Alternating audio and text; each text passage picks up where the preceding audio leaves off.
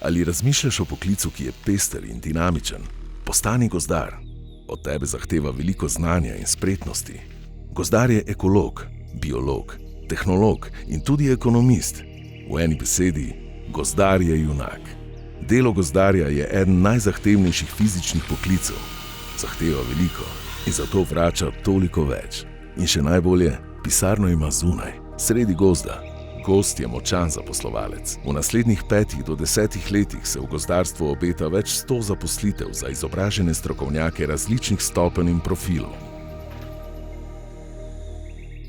To, kar boš znal ti, stroj ne bo znal nikoli.